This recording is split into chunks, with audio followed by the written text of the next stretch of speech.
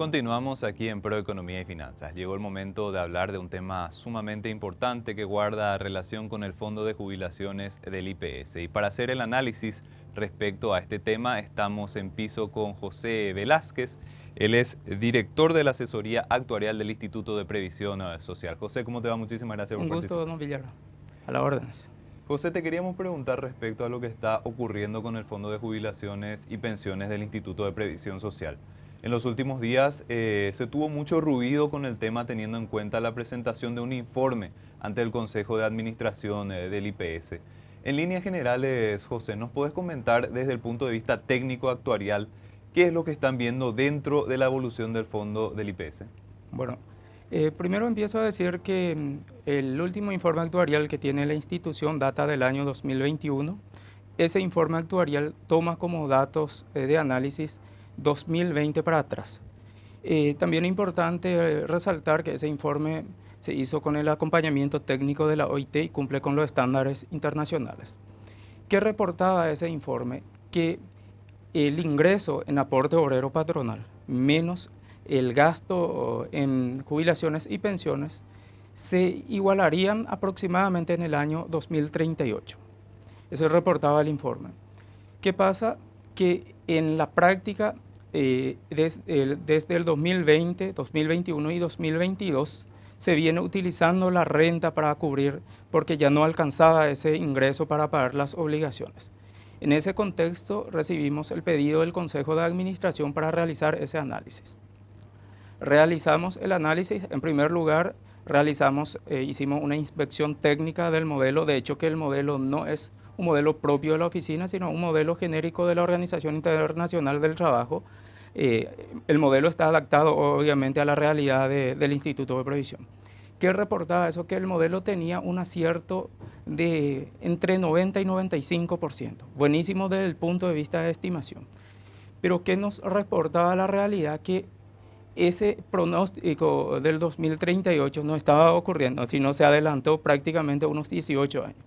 En ese contexto empezamos a revisar algunas variables que son las que nos permite hacer ese trabajo. Entre ellas está la variable macroeconómica, la variable demográfica, la variable económica financiera y también están las normativas vigentes a nivel país y a nivel de la institución. En primer lugar, determinamos que la variable que tuvo mayor impacto es la variable económica financiera. Y empezamos a desglosar. Y entre esas cuestiones encontramos que uno de los que mayor impactó para que ocurra eso fue el ajuste de jubilaciones y pensiones. ¿Qué es el ajuste de jubilaciones y pensiones? Enero de cada año el instituto actualiza los haberes jubilatorios conforme a la inflación del año anterior. Y sabemos que la inflación en los últimos años fue de 6.8, después superó los 7, y esa es una de las variables que se tiene en cuenta para realizar esa estimación. Se tiene en cuenta la inflación media, que fue el 4% para ese año, con la banda media de más o menos 2, es decir, para calibrar ese modelo tomamos 4% como inflación media, 2% como a la baja y 6%. Sin embargo, salió de ese rango, pero esas son variables estimadas por el Banco Central del Paraguay. Esa es una de las variables que tiene peso. Por el otro lado, también tenemos, al aumentar el haber jubilatorio, también aumenta obviamente todos los egresos relacionados a eso. Y en particular uno de los egresos que se paga dentro de la institución que se llama beneficio adicional anual, que es equivalente a un aguinaldo para los activos. ¿De qué forma ocurre el financiamiento o no financiamiento de ese beneficio? Nosotros como trabajador aportamos solamente por 12 salarios. Sin embargo, como jubilados recibimos 13 haberes jubilatorios. Entonces, claramente ese haber jubilatorio no está financiado. Otra de la variable financiera que impactó para que ocurra eso. Un tercer punto viene a ser lo que se llama haber mínimo jubilatorio. ¿En qué consiste ese haber? Se paga una proporción del salario mínimo legal para actividades diversas no especificadas para aquella persona que tiene un haber jubilatorio mínimo. Entonces, Antes del 2020, ese haber mínimo consistía en el 33% del haber mínimo, perdón, del salario mínimo legal vigente para actividad diversa no especificada. En el 2020 se incrementó al 50% del salario mínimo legal vigente para actividad diversa no especificada y finalmente en el 2021 se incrementó al 75% del salario mínimo legal vigente. Es otra de las variables y básicamente esas tres variables más el impacto propio del COVID que llevó a una recaudación menor de lo habitual, si bien estamos recuperando el ingreso que teníamos antes de la pandemia, la velocidad con que se recaudaba no se está recuperando. Esa es la variable. Ese fue el análisis que presentamos al Consejo de Administración y un análisis que arroja desde el punto de vista actuarial. Es importante tener en cuenta que el análisis actuarial se basa, como le expliqué, sobre un conjunto de variables y nos da un video de lo que cómo podía ser el fondo, en este caso el Fondo Común de Jubilaciones y Pensiones. José, discúlpame, ¿y esto incluye algún tipo de recomendación desde el punto de vista técnico para poder hacer frente a este deterioro tan rápido que se dio y que no estaba previsto dentro de las proyecciones? Sí, señor. En ese contexto, para entrar a responder las recomendaciones, en el tema actuarial hay 3 puntos críticos. El primer punto crítico es cuando empezamos a usar la renta. Segundo punto crítico, cuando empezamos a utilizar la reserva. Y el tercer punto crítico es cuando termina la reserva, el agotamiento de la reserva. Y ahí se tiene que activar alguna medida a nivel país.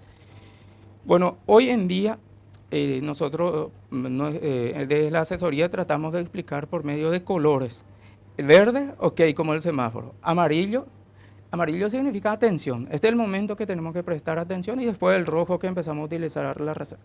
¿Dónde está IPS ahora mismo? En el semáforo amarillo. Bueno, ¿cuáles son las recomendaciones? Por un lado, obviamente, aumentar los ingresos y mejorar la calidad de gasto. En ese sentido, usted ya habrá visto por la prensa que están empezando una campaña importante de regularización de parte de la persona que no de parte de la empresa que no están al día. Entonces, eso nos va a permitir oxigenar el ingreso. Por el otro lado, hay 2 formas de mantenernos alejados de la línea roja. Ese es aumentar nuestro ingreso, mejorar la calidad de gasto y volver otra vez a la parte verde, que básicamente consiste en recaudar más, mantener el egreso o inclusive si se puede disminuir el egreso. Otra medida es, si no es posible o por más que sea posible y no podamos salir del todo, podemos mantenernos en la línea amarilla pero bien alejado de la parte roja. Y ahí importa mucho la parte de las inversiones financieras. Ayer justamente me reuní con el equipo de la gerencia financiera y están tomando carta en el asunto para poder trabajar también en esa línea. Después, todo eso lo que hace es mejorar básicamente la solvencia a corto y a mediano plazo. Pero después hay medidas que si no se toman a tiempo va a impactar de manera mucho más significativa, como en el caso de recibir aporte por 12 y pagar beneficio por 13. En ese contexto se está buscando un financiamiento y el primer punto que se hizo en la asesoría actuarial fue estimar cuánto se requiere para financiar el beneficio adicional anual. Quiero aclarar que nosotros no recomendamos de dónde se tiene que financiar, sino cómo pueden financiar. Y se necesita más o menos 1,1% de la recaudación para poder financiar eso. Y por el otro lado, que estamos trabajando de mostrar la importancia de extender el periodo de referencia que tomamos en IPS. El periodo de referencia, ¿cuánto tiempo tomamos para hacer el cálculo del haber jubilatorio? Hoy en día se toma 3 años de los 25 años de aporte. Eso es apenas 12%. Y en el tema jubilatorio, lo que se trata de hacer es, cuando recibimos nuestra jubilación, es que esa jubilación represente el esfuerzo contributivo de nuestro aporte. Y una de las propuestas que se hace dentro de la institución y basado en las recomendaciones de la asesoría actuarial es extender ese periodo de referencia. Extender de 36 a 120 meses, pero no salarios nominales, porque es un periodo bastante importante ya, entonces salarios actualizados para practicar esa liquidación. Y basado en las recomendaciones de organismos internacionales y de otras instituciones de la región que ya pasaron por eso, es hacer de manera gradual. Y acá también es importante, nosotros insistimos mucho que tenemos que concentrarnos cuando hacemos reforma de mantener 3 principios de sostenibilidad. ¿Cuáles son esos principios de sostenibilidad? Buena cobertura, eso nos va a permitir tener liquidez, tener solvencia financiera, y otro pilar que muchas veces nos olvidamos es la suficiencia de las prestaciones. Si nosotros recaudamos, pero con el afán de tener siempre recursos, damos prestaciones muy bajas, la gente se va a resistir a hacer su aporte y vamos a caer en evasiones y otras cuestiones. Sin embargo, si damos más de lo que debemos dar, también vamos a comprometer el fondo, en este caso, siempre el fondo, estamos hablando del Fondo Común de Jubilaciones y Pensiones. Entonces, esa reforma se está planteando que se cumpla con esos 3 principios de sostenibilidad: cobertura, solvencia financiera y suficiencia de las prestaciones. Una convergencia entre esos 3 principios va a permitir que el Fondo de Jubilaciones y Pensiones dure por mucho tiempo. José, hablaste de las recomendaciones desde el punto de vista técnico y hay una gran cantidad de opciones o de cuestiones que se tienen que ir evaluando para ir haciendo esos ajustes que son necesarios. Pero quiero ir por parte. Primero, en la parte de las inversiones. Comentaste de que se está viendo la posibilidad de tal vez generar un poco más de rentabilidad, sería sobre las inversiones que está realizando el Instituto de Previsión Social. Esto, ¿hay margen de maniobra teniendo en cuenta de que hay limitaciones legales también para este tipo de cuestiones? Y básicamente, don Eduardo, esto consiste en recomendaciones teóricas, porque hoy en día, si no se hacen modificaciones legales importantes, ellos prácticamente están atados a la tasa del mercado financiero. Y entonces habría la posibilidad de buscar alguna modificación normativa que le permita al IPS diversificar un poquitito o tener un poco más de cintura con las inversiones. Sí, señor.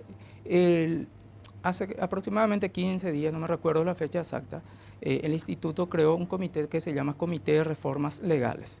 El Comité de Reformas Legales está integrado por gerentes y algunos directores y funcionarios que van convocando de manera estratégica. Y en ese contexto se está analizando las reformas legales, sus posibles impactos sociales y también el impacto actuarial.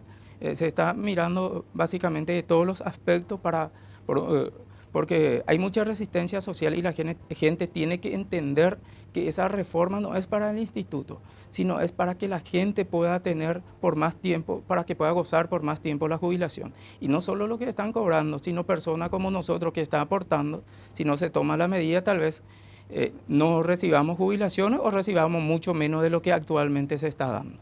José, quiero seguir con la parte de las recomendaciones, pero vamos a hacer una pausa cortita y seguimos conversando. Está bien. Estamos en charla con José Velázquez, él es director de la asesoría actuarial del Instituto de Previsión Social, nos está comentando la realidad y el análisis respecto al fondo de jubilaciones de la previsional.